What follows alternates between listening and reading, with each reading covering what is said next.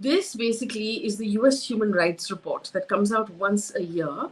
Now, the annual assessment of human rights report by the State Department of the US, and I've highlighted this, it highlights what it calls significant human rights abuses in Manipur, where the ethnic conflict broke out last year. It also mentions attacks on minorities, attacks on journalists, attacks on dissenting voices. It talks about specifically the income tax raid at the BBC office that also happened after they put out that documentary. And see referring to the documentary, what the State Department of the US says that the government of India invoked emergency powers to ban the screening of the documentary and forced media companies to remove links to the video. Basically, but now India has responded to this. So this is the story that has developed this evening at about 5:45, where India's External Affairs Ministry has said that this is a deeply biased report and it displays a poor understanding of India. But really, this is the quote. External Affairs spokesperson Ranveer Jaiswal has said, the report is deeply biased. It reflects a poor understanding of India. We attach no value to it, and we urge you to do the same.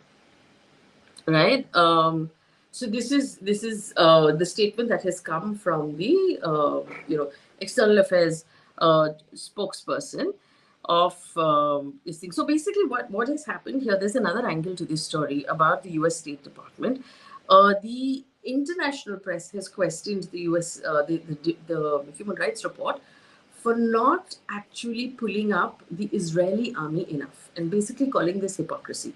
Because here you have the American government that has really stood by Israel's war on Gaza, while a lot of the world is accusing Israel of human rights violations.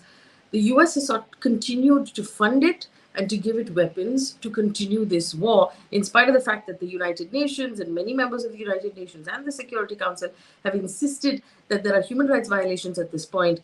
There seems to be a double standard, plain outright hypocrisy on the part of America, with this particular report. So on one hand, it's pointing out human rights violations in India, and it has basically talked about how it has applied this, and Antony Blinken, who is effectively their foreign minister, they call Secretary of State, has said that no, we've applied the same yardstick for everybody, but obviously they have not.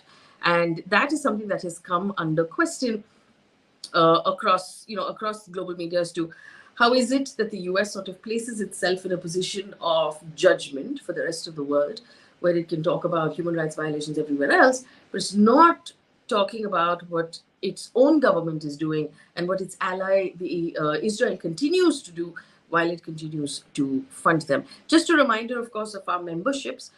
Do sign on and become a member. We have got 3 tiers. So feel free to pick the one that's most comfortable for you. We're doing a lot more content for our members as well. You'll find that tab under this video, so do that. Please do.